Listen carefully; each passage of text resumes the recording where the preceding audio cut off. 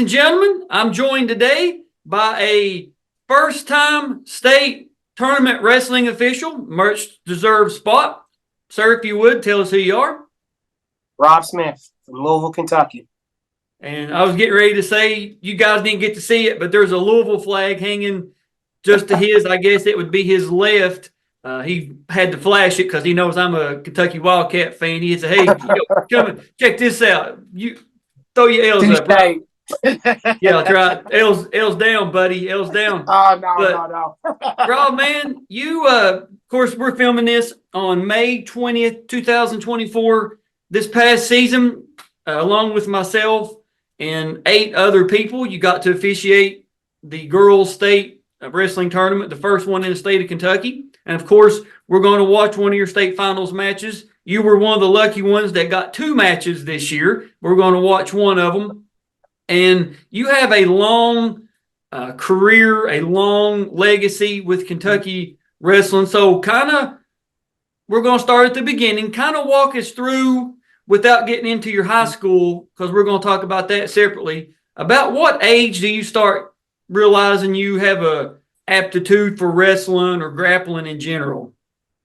Well, for wrestling, it was for 9th grade. Okay. And then everything else, 18 years old.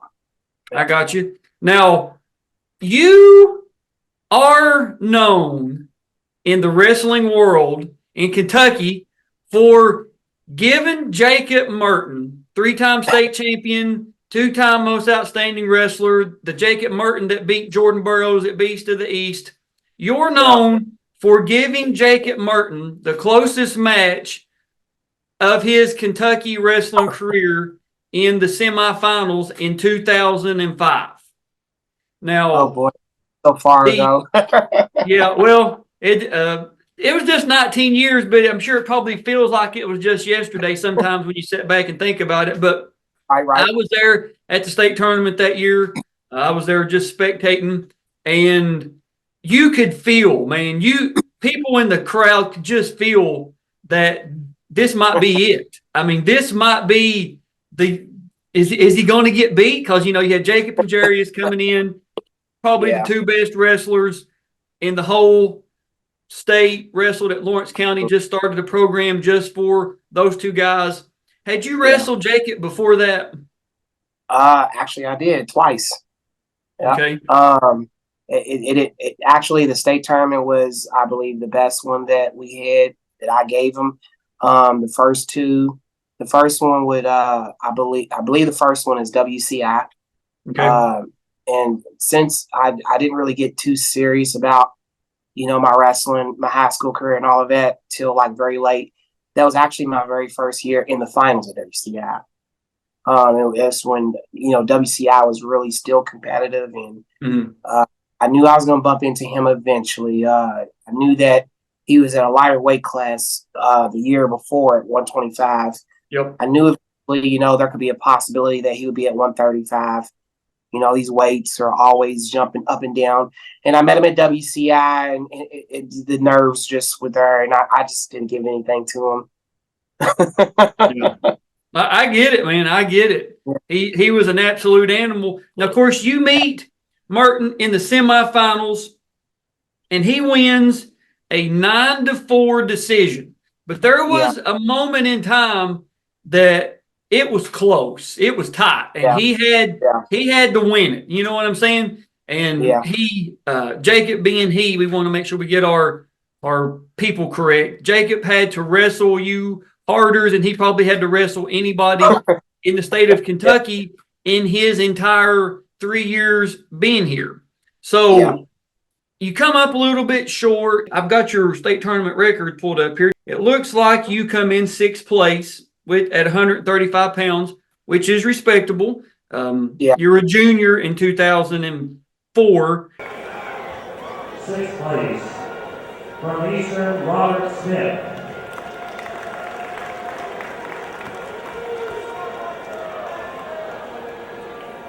5th place from Madison County, 2005 is your senior year. Of course, Jacob wins the match. You end up getting 4th place, which is still respectable, man. two-time All-Stater, especially starting as a freshman. That's pretty good. Fourth place from Louisville Eastern, Robert Smith.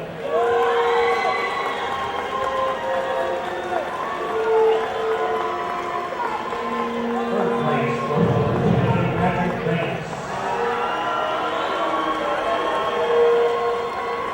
It seems like, just talking to you at the wrestling meets we've done, or anytime somebody brings it up, it seems like that the Jacob Merton match was kind of like a timestamp for your life. Yeah. Or so it seems. I could be wrong about that, but this is the way it seems. So what, like after that Merton match, did something change in you? Did you pick up like a burning desire for something, or kind of walk us through that? Well, it was definitely impactful because, I've always said that Jake was one of my very first teachers. I've had coaches. I've had different coaches. I had my coaches when I was in ninth grade at Central, at Mount Eastern. But he was definitely a good little lesson for me because it showed me, how serious you had to be the top dog in wrestling. And, after that, after WCI, I'll bump into him at the Dragon, then I'll bump into him again at State. I would actually bump into him again in my very first college wrestling team, Campbellsville. Mm-hmm. And he would eventually be a recruit. And there's a little summer camp tournament going on, and I'll have to wrestle him again. And it didn't go good that time either. It's just, I really took a step back and I figured out a lot of things. It's just, there's a different type of mentality and type of physical attitude and ability that you have to match a level like that guy. And to be the best in wrestling in general, no matter what state you're in. Yeah. Yeah. And I mean, I know it probably don't make you feel any better, but Jacob is one of the best wrestlers to ever come through the state of Kentucky. I mean, no matter who, huh? I 110% agree. Yeah. Yeah. He's on my Mount Rushmore. I mean, he truly, if I had to make a Mount Rushmore of Kentucky wrestling, which, I went through as of this filming, I done it last year and made a Mount Rushmore of every weight. And Jacob was on my 135 Mount Rushmore, and he was just so technical and just so good and just so dominant by doing it. He's on my Mount Rushmore of all weights. If you had to put a Mount Rushmore of everybody, he's on it. All 811 state champions we've had so far, Jacob is one of the faces that's carved into my first Mount Rushmore in South Dakota. But we're not in South Dakota. We're in Kentucky, and this is your review video. So you go on, you wrestle in college. How does that go for you? Well, so I wasn't really very interested in college wrestling. Eventually, so I started in Campbellsville. Great coach, Coach Frankie James. It was a lot of adjustment issues there for me, a lot of adapting issues, a lot of family and financial issues. There's always something in the way of me focus to, prepare to be an IA All-American or, national champion, which, that's here or there. And then I would eventually go to St. Louis, which is a team that's no longer around, St. Louis Merrimack for Coach Ryan Miracatani. That one was actually better, and that was actually junior college. So, I always felt like, I let them both down because I didn't give my 110%, availability and mentality to them, which pushed me into the things that I did after college wrestling. And I was actually going to bring that up. Now, to the untrained eye, I see a couple, looks like karate belts up above you, directly above your head there. Are you like a blue belt in karate now? Is that correct? No, man. The first set is my jiu-jitsu belts. That makes, yeah. Oh, gotcha. Yeah. First degree black belt in jiu-jitsu. Yep. And that, for those of you that don't know, of course, I knew that. I've refereed with Rob, I don't know how many times, and been on Facebook friends for a while. If you don't know much about grappling, being a first degree black belt in jiu-jitsu is not the same, and I'm not knocking any type of martial arts style, God knows, but if you're a first degree black belt in jiu-jitsu, you've done something. I mean, Yes. that's what, a 10, 15-year commitment at least? Yeah. So I mean, it took me roughly 10 or 11 years, and then fortunately, it helped me progress through the martial arts of judo as well too. So I'm on my last brown belt in judo. I'm running a little behind getting my first degree, was my first black belt in judo. I'm way behind on that, and I'll be testing for that eventually too, Olympic judo. And that helped me, jiu-jitsu helped me get to that point too. Absolutely, man. And the in November 1993, when the Gracies broke on the scene, Hoist went in, won UFC 1, 2, and 4. Yeah. Everybody was like, I gotta learn this art, jiu-jitsu, yeah. And Yeah. I don't remember, he was 4th, 5th degree, whatever. I don't remember exactly what belt he was. Then you started seeing, as the MMA world progressed, you started seeing a lot of people coming into fights. They're purple belts, brown belts, this blue belt, whatever it may be. Very rarely, up until probably, I don't know, 15 years ago, 10 years ago, did you see any of the there's some outliers, there were a couple, but very rarely did you see anybody come up like with like their on their fight card or their information billing, they were a jiu-jitsu black belt, because it's hard to get. They don't just hand them out like candy. You got to earn them. And chances are the professors or the coaches that give them out are very stingy with them, because once they give it out, they can't take it back. So earning a jiu-jitsu black belt at any degree is an accomplishment. And I don't know the number. I mean, I'm out of the jiu-jitsu game, but I can't imagine there's more than probably, I don't know, I would say less than 50 black belts in the state of Kentucky. I'm guessing.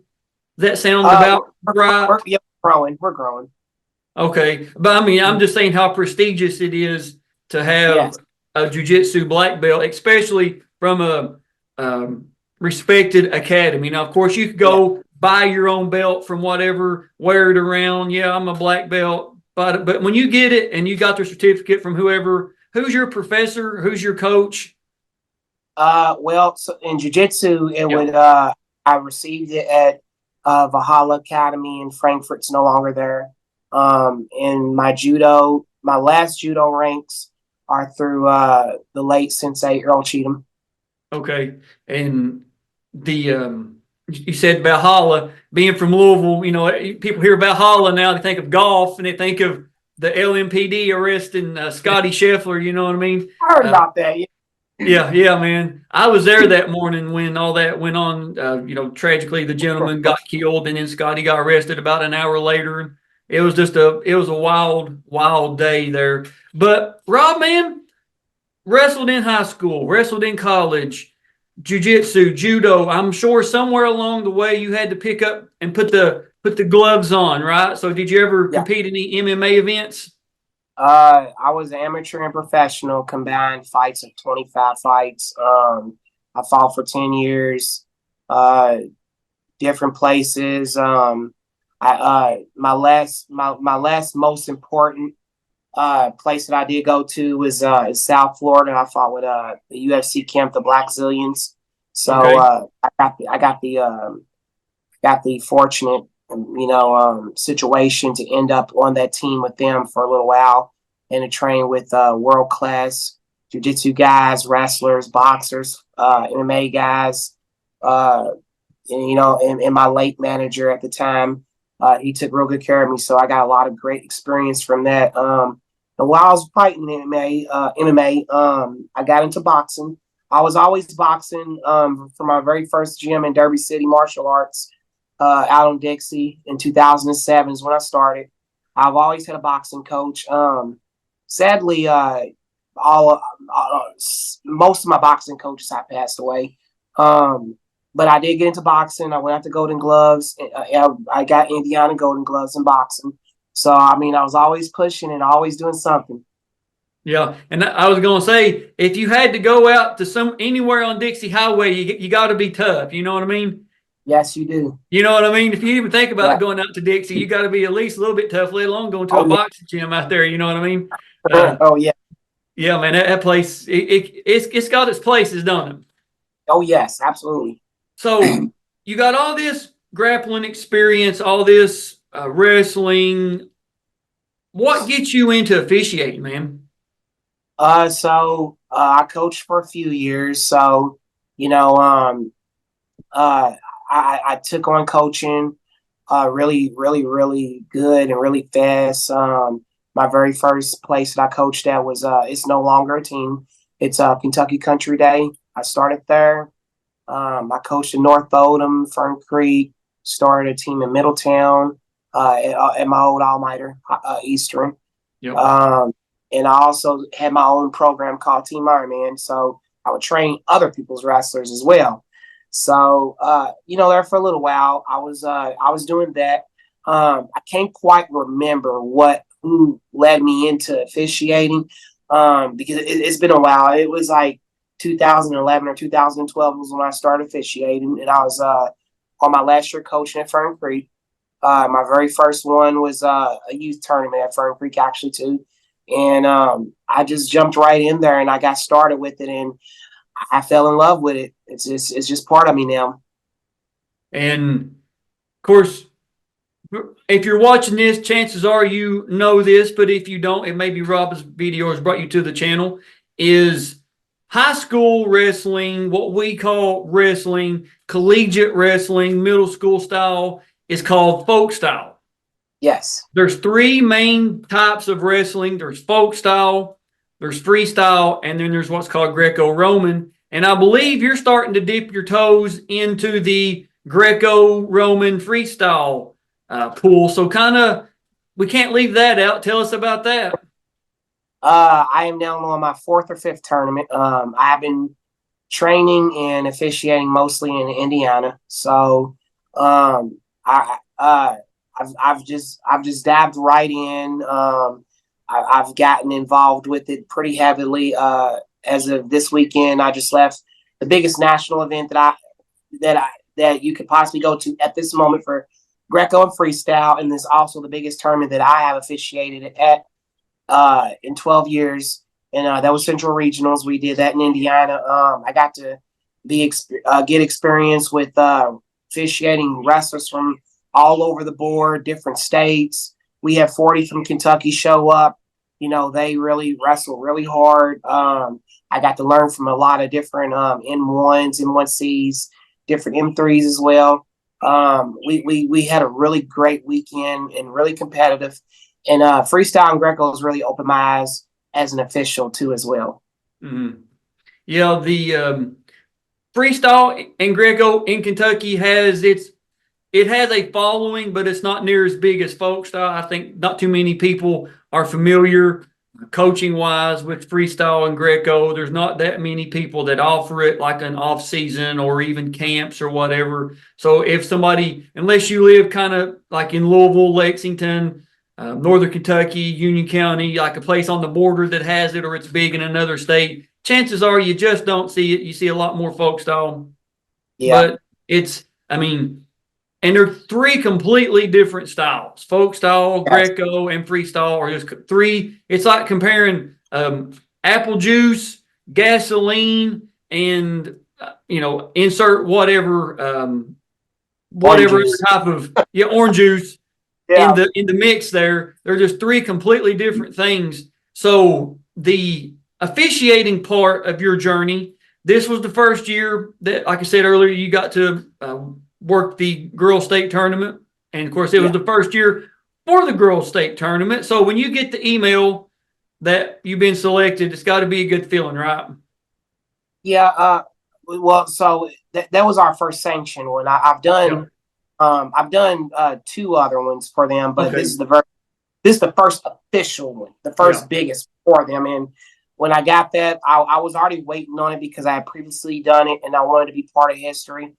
Because when I was in high school, it was co-ed and there wasn't a lot of girls doing it, and it was also not any girls wrestling. It was just girls, on, boys wrestling teams, and, they were, going out there and they were doing it at the best of their ability. But this time, everybody can join in together and actually compete and it be, consistent. And to that, like I said, this is May 2024. The first girl to qualify for the boys state was Priscilla Brownfield from Campbell County. Her review videos on the channel. We have all of her matches that she got to wrestle at the state tournament on her review video. So it's kind of cool to have that piece of history. And then 18 years later, have the first sanctioned KHSAA state tournament. And she, of course, Priscilla, she come to the state tournament, bought her shirt and the program and all that. And I was getting ready to go on a mat or just come off or something. I was checking my phone and she sent me a text message. She was like, "Hey, look up, to your left." And I looked, she was, waving and stuff. And I, waved at her and stuff. It was cool to see her there. And because she kind of broke the ice for a lot of girls to have the opportunity to come out and say, "Hey, we can wrestle." The girls being we can wrestle. We deserve our own sport. We deserve our own state tournament. And from 1964 to 2023, there had never been a girl place. And then this year, 2024, we have 13 weight classes. 12 of the 13 were 16-person brackets. The 285 was, of course, eight woman bracket. But the sport's growing, opens up new doors for more officials to be in, get on the big stage, to the horse park or wherever we choose to have it in the coming years. But Rob, man, we're going to pull up your match video here. A little inside baseball here about the way it worked is you actually got two matches. You got this match, which is the 114-pound finals, and you got the heavyweight. And you actually, the heavyweight bouts on the channel, it was a very quick pin. So I didn't really feel like there was too much that you could say about watching a fast pin. But this one, though, was a lot better match. This is between Lila Smith of Boyle County and Juliet Ruiz from Ballard, which is a Louisville area school for those of you that weren't familiar. But Rob, man, you're in the center. I think the girls are ready to wrestle. Let's hit it.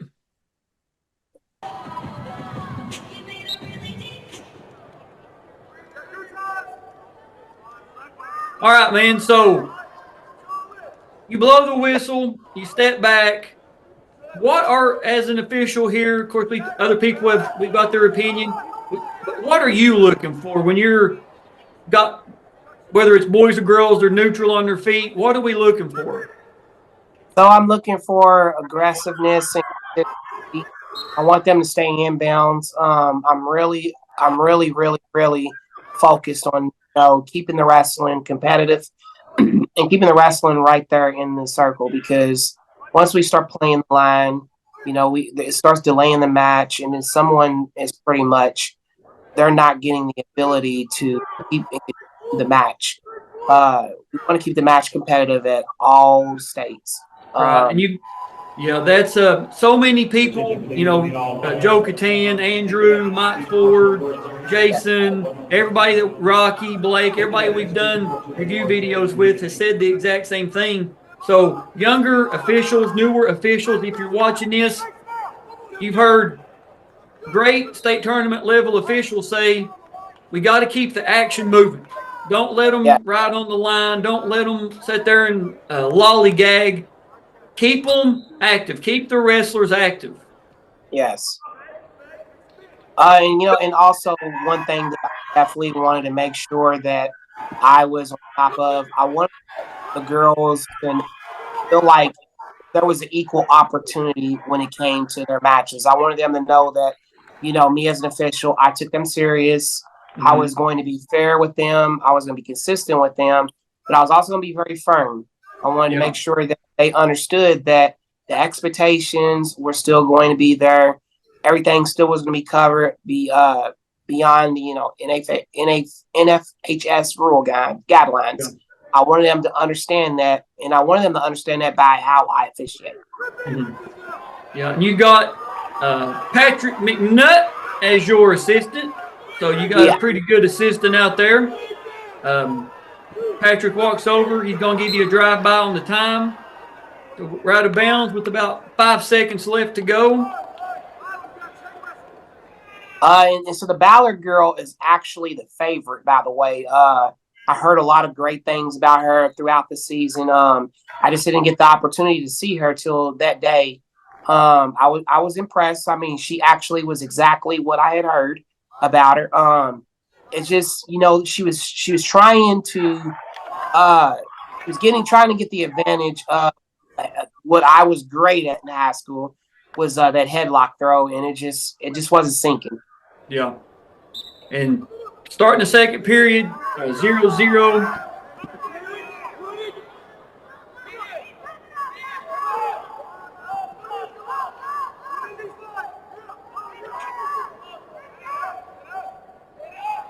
And you and Patrick are doing what you're supposed to as head and assistant. Stand across the mat from each other so you can see each other, get all angles covered there.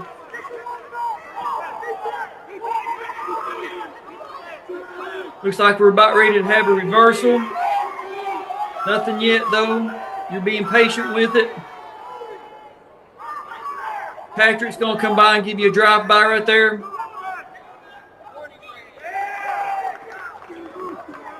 That's a good call there on the stalling, because she wasn't trying to improve it.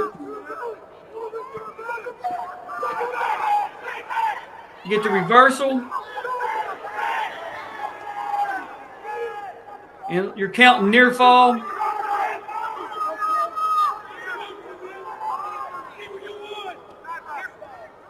So 3 near fall for her, 1 escape for Ruiz. We're neutral. And Smith pretty much bull rushes her into a takedown. You're swiping some near fall there again. We're out of bounds.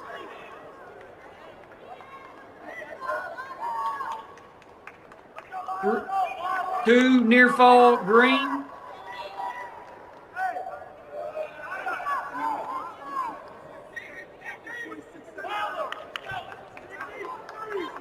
Oh man, the new rules is going to be really rough. Because the new rules, this match would have been over by now. Yeah.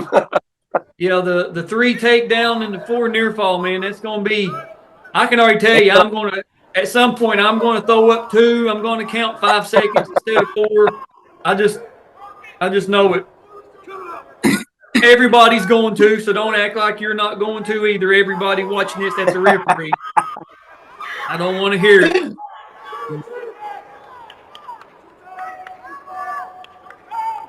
All right, so right there, you move in front of them to where you can see your head. That's a good mechanic, because that is something, it's not in the rule book, but that's a great mechanic.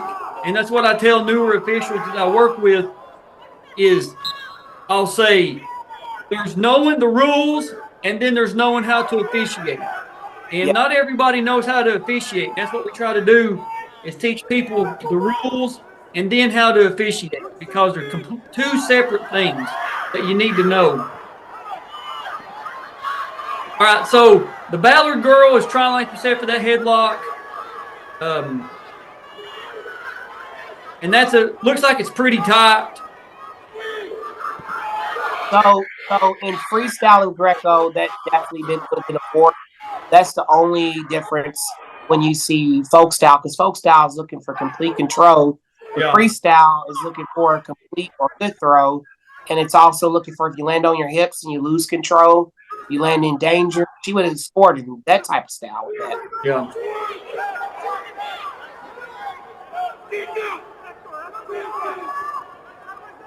And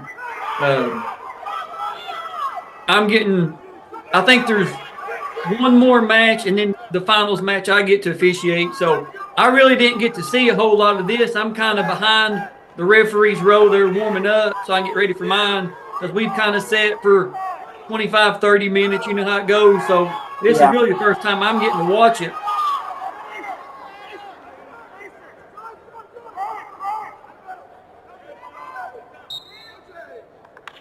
Now, the coach from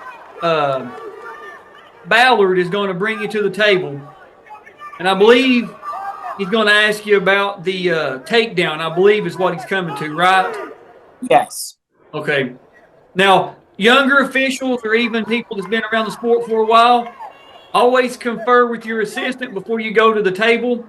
Hey, what'd you have there? Hey, what did I miss? What did I see? What do you have? That way, when you go, you have as much evidence, Your Honor, as you can get. Now, you gave an escape there.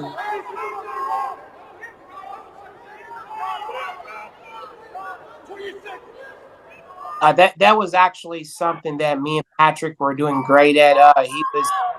He was great. He was a great assistant because he was letting me know things he was seeing.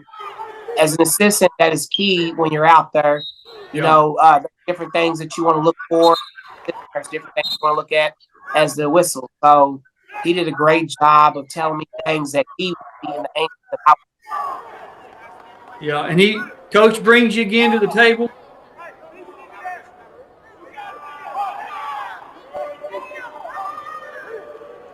So that's one too many times going to the table.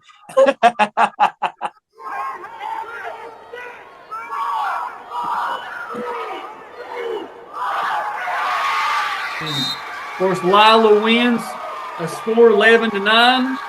And we're still trying to get with Lila to do her review video. So Lila or anybody in Bull County watching this, reach out to me so we can get your review video done.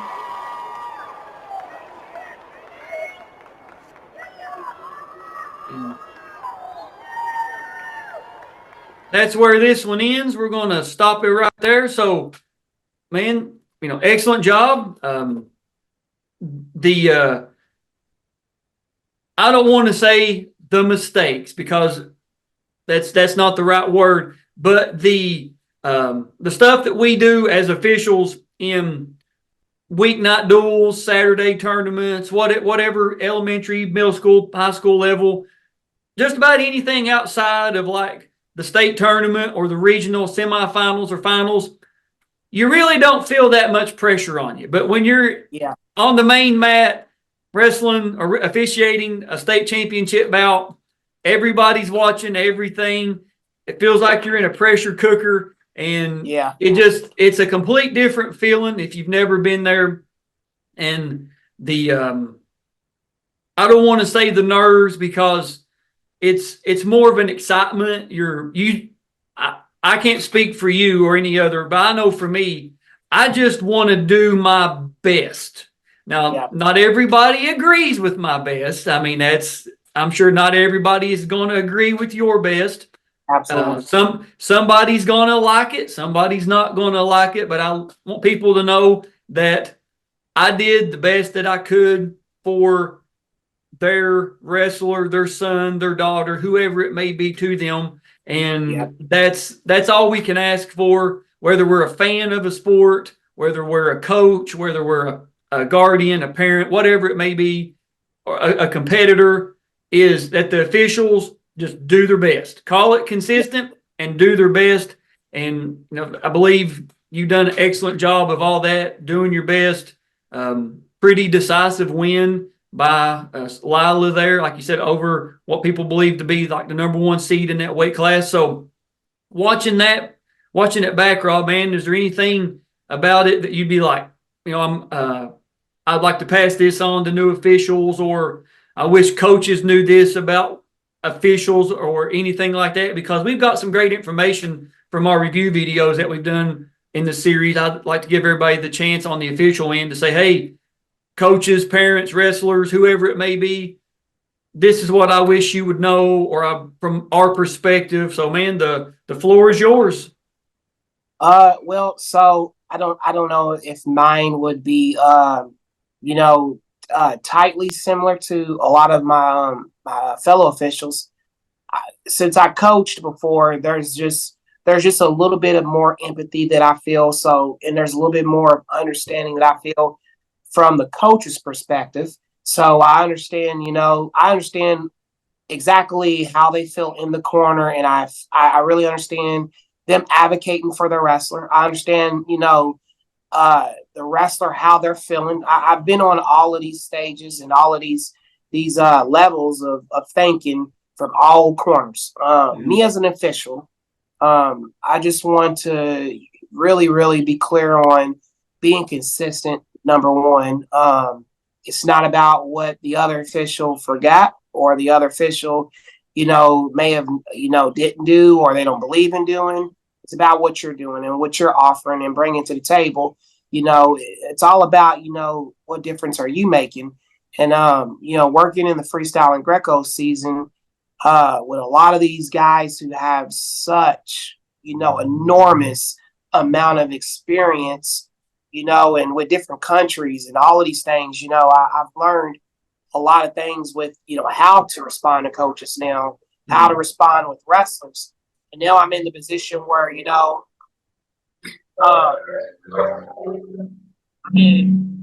in a style where you can do video reviews. You can do video reviews. You can throw your breakout request reviews, and you have to do them.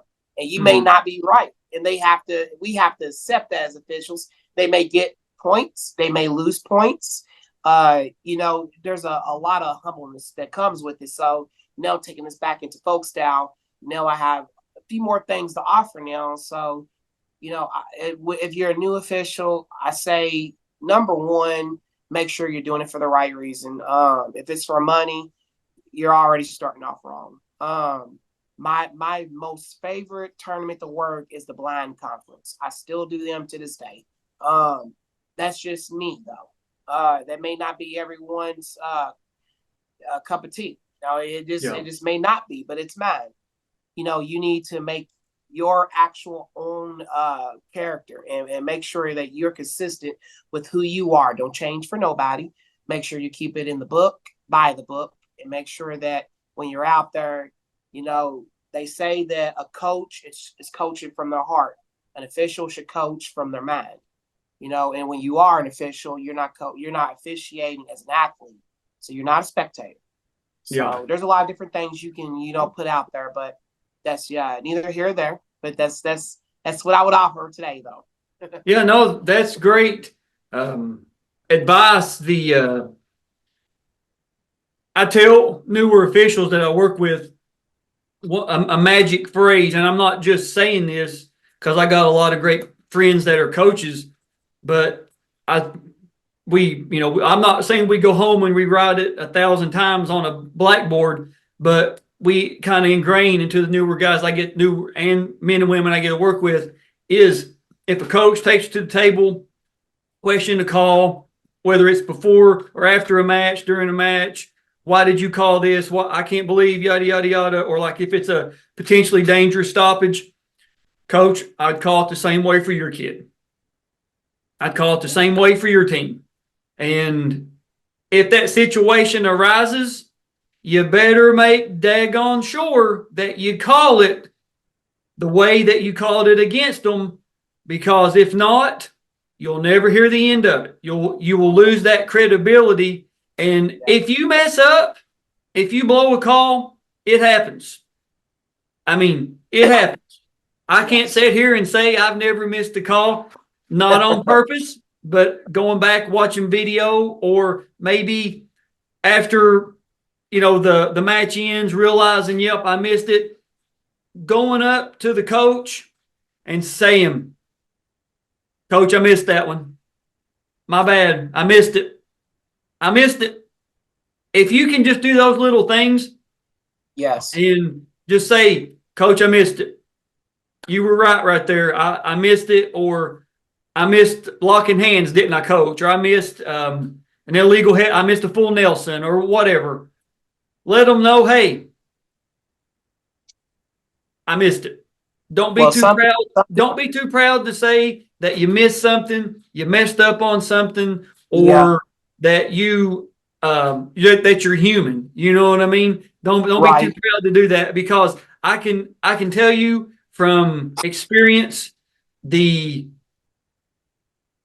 don't want to say the friendships that you make with coaches, because you should be able to be friends with somebody outside of the sport and still have one of their matches, have one of their duels, whatever, for their team, and be impartial to the other team. because if you can't, you might need to reevaluate what you're doing.